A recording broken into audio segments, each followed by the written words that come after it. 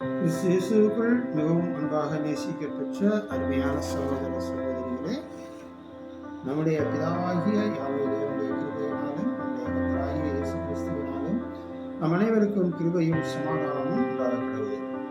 தேவனாலே தெரிந்து கொள்ளப்பெற்ற இந்த நாளிலே தேவனுடைய நாமத்திற்கு மகிமையாகவும் அந்த ஜீவியத்திற்கு பிரயோஜனமாக இருக்கிறதாகவும் இந்த வார்த்தைகளை கேட்டுக்கொண்டிருக்கக்கூடிய ஒவ்வொரு சகோதரனையும் சகோதரிகளையும் கிறிஸ்து இயேசுவின் நாமத்தினாலே அன்பையும் வாழ்த்துக்களை தெரிவித்துக் கொள்கிறோம்.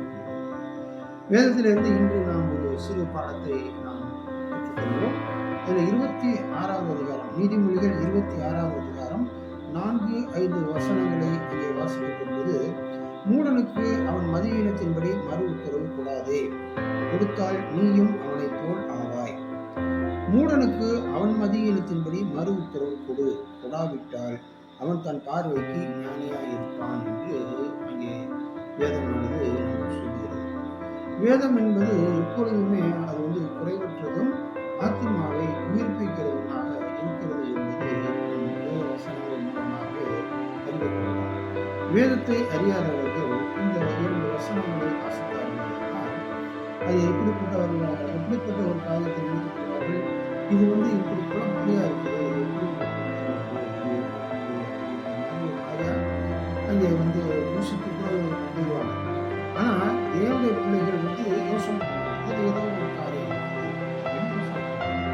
அப்படிதான் நம்ம யோசனை பண்ணும்போது ஒரு சம்பவம், 2 சம்பவங்களின் மூலமாக இந்த 2 வசனங்களுக்கு நாம் விடைபெறுவோம். அது என்னவென்று பார்க்கிற பொழுது, தாவீதுடைய குமாரனாகிய அப்சலோம் என்பவன் தந்திரமாக அவன் அந்த தாவீது கிட்ட இருந்து அந்த ராஜாசனத்தை அவன் பறித்துக் கொள்கிறான். தாவீது என்ன பண்ணுகிறார், தன் மகன் கூட எதிர்த்து நின்று சண்டை போடக்கூடாது அப்படின்ற ஒரே காரணத்துக்காக அந்த தாவீதுக்கு பிரியமானவர்கள், நம்பிக்கையானவர்கள் இவர்களோடு கூட எழுந்து ஓடி போகிறார். அப்படி ஓடி போகிற அந்த சமயத்திலே ஒரு சம்பவம் நடக்கிறது. என்னவென்று நான் பார்க்கின்ற பொழுது, 2 சாமுவேல் 16வது அதிகாரம் 5-9 வரை உள்ள வசனங்களை நாம் வாசித்து பார்த்தோமே. ஆனால் அங்கே ஒரு சம்பவத்தை அங்கே சொல்லுகின்றார். என்னவென்றால், அந்த தாவீது அங்கே போகிறார். மலை உச்சி இதிலெல்லாம் நடந்து போய்கிட்டு இருக்கிறாரு. காடுகளிலும் மேடுகளிலும் அங்கே நடந்து போய்கிட்டு இருக்கிறாரு. அப்போ சவுல் வீட்டுக்கு சொந்தக்காரன், சவுளுடைய வம்சத்தான், அந்த பென்யமீன் வம்சத்தான் என்று நாம் சொல்லலாம். அப்படி இருக்கக்கூடிய ஒருவன் யார் அப்படின்னாக்கா, அவன் பெயர் சீமேயி என்று அங்கே அழைக்கப்படுகிறது. அவன் என்ன செய்கிறான் என்று பார்க்கிற பொழுது, 2 சாமுவேல் 16வது அதிகாரம் 5 சில வசனங்களை வாசிக்கிறேன், கேளுங்கள். தாவீது ராஜா பகூரிம் மட்டும் வந்தபோது, இதோ சவுல் வீட்டு வம்சத்தனாய் இருந்த கேராவின் குமாரனாகிய சீமேயி என்னும் பேருள்ள ஒரு மனுஷன் அங்கே இருந்து புறப்பட்டு தூசித்து கொண்டே நடந்து வந்து, சகல ஜனங்களும் சகல பலசாலிகளும் தாவீதின் வலதுபுறமாகவும் இடதுபுறமாகவும் நடக்கையில் தாவீதின் மேலும் தாவீது ராஜாவுடைய சகல ஊழியக்காரர்கள் மேலும் கற்களை எறிந்தான். அதோடு கூட அல்லாமல் சீமையை அவனை தூசித்து, இரத்த பிரியனே, பேலியாளின் மகனே என்று அங்கே அவனை வைகிறான்.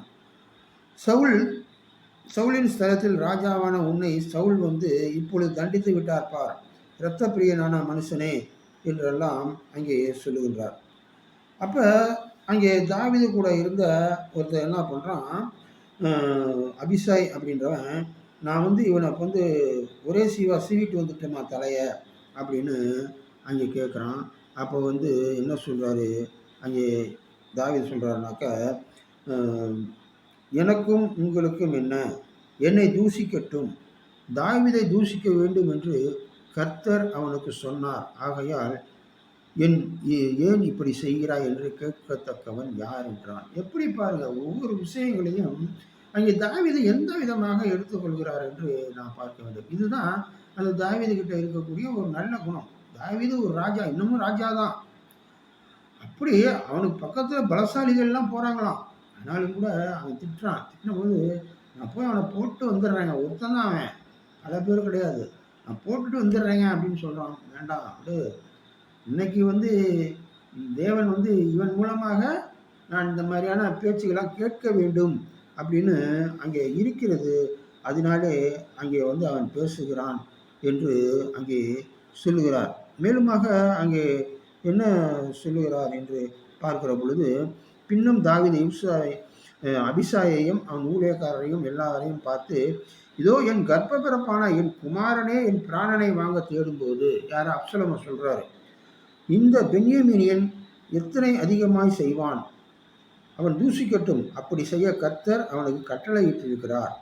ஒருவேளை கர்த்தர் என் சிறுமையை பார்த்து இந்த நாளிலே அவன் நிந்தித்த நிந்தனைக்கு பதிலாக எனக்கு நன்மையை சரி கட்டுவார் என்றான் என்று அங்கே சொல்கிறார். பாருங்க, அந்த நிந்தனையை வந்து ஏற்றுக்கொள்ள வேண்டுமா? நமக்கு இது ஒரு பாடங்க. அவன் வந்து ஒரு காரணமும் இல்லாம வந்து சவுல் வந்து தாவீதை வந்து எதிர்த்தான். அதுதான் நடந்தது. ஆனால் இவன் வந்து என்ன பண்ணுறான், சவுலுக்கு ஏதோ துரோகம் பண்ணிட்டு அந்த ஆட்சியை பிடிங்கிட்ட மாதிரி இவன் நினச்சிக்கிட்டு சீமையை வந்து அவனை திட்டுறான். அப்பயும் கூட அங்கே தாவீது என்ன சொல்கிறாரு அப்படின்னு பார்த்தீங்கன்னாக்கா, என்னுடைய சிறுமை, இப்போ நான் வந்து ராஜஸ்தானத்திலேருந்து இறங்கி வந்துட்டேன், அதனால வந்து இவன் திட்டுறான், திட்டட்டும், ஒருவேளை இதெல்லாம் நான் வாங்கிட்டு இருந்தேனாக்கா தேவன் பார்வையில் இது எப்படி இருக்கும், என்னுடைய சிறுமைக்கு இவன் நிந்தித்த நிந்தனைக்கு தக்கதாக தேவன் அவனுக்கு பதிலளிப்பார். தேவன் மேலே அங்கே போட்டுறாரு, தேவன் அவனுக்கு நீதிக்கு நன்மையை அங்கே எனக்கு நன்மையை சரி கட்டுவார் என்று அங்கே சொல்லக்கூடிய ஒரு காரியத்தை நாம் பார்க்கின்றோம். ஆக இப்படி இந்த சம்பவம் நடந்து வருகிறது. பிறகு தாவீது திரும்பவுமாக இந்த அப்சலோம் கொல்லப்பட்டு விட்டான். மீண்டுமாக தாவீது அங்கே ராஜாவாக அங்கே எருசலேமுக்கு அங்கே செல்லக்கூடிய அந்த வேளையிலே அங்கே என்ன நடக்கிறது என்று அங்கே நாம் பார்க்கின்ற பொழுது, ராஜாவை வந்து அங்கே வந்து எல்லாம் கூட்டிகிட்டு போகிறதுக்காக எல்லாம் ஏற்பாடு பண்ணுறாங்க. அப்போ அவர்கள் ராஜாவின் வீட்டாரை இக்கரைப்படுத்தவும் அவன் விரும்பும் காரியத்துக்கு உதவவும் ஒரு படகு இக்கரையிலே வந்தது. அப்பொழுது கேராவின் குமாரனாகிய சீமேயு யோர்தானை கடக்க போகிற ராஜாவுக்கு முன்பாக என்ன பண்ணுறான், தாழ விழுந்துட்டானான். ஏன் இன்னைக்கு வந்து ராஜாவாக ஆக போகிறாரு, திரும்பவும் ஏதாவது பண்ணிட்டான்னா என்ன பண்ணுறது அப்படின்றதுனால ராஜாவை நோக்கி, என் ஆண்டவன் அக்கிரமத்தை என் மேல் சுமத்தாத மேலும் ராஜாவாகிய என் ஆண்டவன் எருசலேமிலிருந்து புறப்பட்டு வருகிற நாளிலே உமது அடியான் செய்த துரோகத்தை ராஜா நினைக்காமலும் தமது மனதில் வைக்காமலும் இருப்பாராக என்று அங்கே கேட்கிறான். அப்போ என்ன சொல்றாரு, உமது அடியானாகிய நான் பாவம் செய்தேன் என்று அறிந்திருக்கிறேன். இப்போதும் இதோ ராஜாவாகிய என் ஆண்டவனுக்கு எதிர்கொண்டு வர நான் வந்து யோசேப்பு வீட்டார் அனைவருக்கும் நான் இன்று முந்திக் கொண்டேன் என்று அங்கே சொல்லுகிறான். ஆக இப்படி மன்னிப்பு கேட்குறான். அப்போ தாவீது என்ன பண்ணுறாரு, சரி போ, தொலைஞ்சு போ, இவனை வந்து கொல்ல வேண்டாம் என்று அங்கே சொல்லிடுறாரு மற்றவங்கள்ட்டலாம்.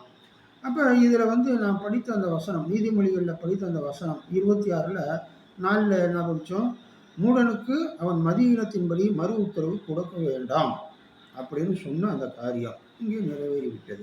இப்போ கொடுக்க வேண்டும்ல, அதுக்கு ஏதாவது ஒரு சம்பவம் இருக்கணும்ல. அப்போ பாருங்க, அதுக்கும் ஒரு சம்பவம் வந்திருக்கிறது பாருங்க. அப்போ ராஜாவாக இந்த தாவீது இருக்கிறாரு, அவருடைய அந்திம காலம் வந்து விட்டது. அவர் வந்து மரண நாள், அவர் வயதிக காலம் வந்து விட்டது. இனி நான் வந்து அவர் மறிக்க போகிறேன் அப்படின்றது அவருக்கு தெரிஞ்சு போயிடுது. அப்போ வந்து யார், நிறையா பேர் வந்து அவனுடைய குமாரர்களில் நிறையா பேர் வந்து ராஜாவாக வரணும்னு ஆசைப்பட்டாங்க. ஆனால் என்ன செய்கிறாரு, சாலமோனை வந்து அங்கே ராஜாவாக அங்கே வந்து தாவீது அங்கே ஏற்படுத்துகிறார் என்று பார்க்கிறோம். அப்படி சாலமோன் அங்கே ராஜாவாக ஆகிற பொழுது அந்த நேரத்தில் தாவீது வந்து சில காரியங்களெல்லாம் அந்த சாலமோன்ட்ட சொல்கிறார். என்ன சொல்கிறாருனாக்கா, வந்து 1 ராஜாக்கள் 2வது அதிகாரம் 9வது வசனத்தில் ஆகிலும், அதாவது சொல்கிறாரு, மேலும் பகுரீம் ஊரானான பென்யமீனாகிய அதாவது 2வது அதிகாரம் 8வது வசனம். 1 ராஜாக்கள் 2வது அதிகாரம் 8வது வசனம். மேலும் பகூரிம் ஊரானான பென்யமீனாகிய கேராவின் மகன் சீமேயி உன்னிடத்தில் இருக்கிறான். நான் மக்னாயிமுக்கு போகிற நாளிலே அவன் என்னை கொடிய தூஷணமாக தூஷித்தான். ஆனாலும் அவன் யோர்தானிலே எனக்கு எதிர்கொண்டு வந்தபடியினால் நான் உன்னை பட்டயத்தாலே கொன்று போடுவது இல்லை என்று கர்த்தர் மேல் நான் ஆணையிட்டு கொடுத்து விட்டேன் என்று அங்கே சொல்லிட்டு, ஆகிலும் அங்கே வைக்கிறார் புலிஸ்டாப்ப, நீ அவனை குற்றமற்றவன் என்று எண்ணாதே, நீ புத்திமான். யாரு? சாலமோனை சொல்றார். அந்த மாதிரி தான் இருந்தார் சாலமோன், ஞானவானாக தான் இருந்தார்.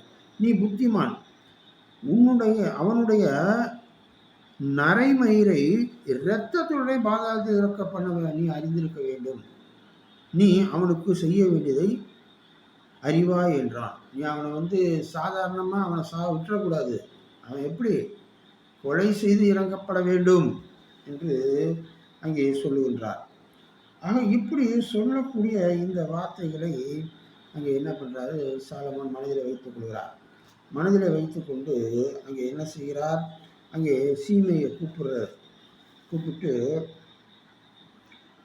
அது அதிலே 36வது வசனத்திலே அங்கே ஒரு காரியத்தை அந்த சீமையை பார்த்து சாலமோன் சொல்கிறார்.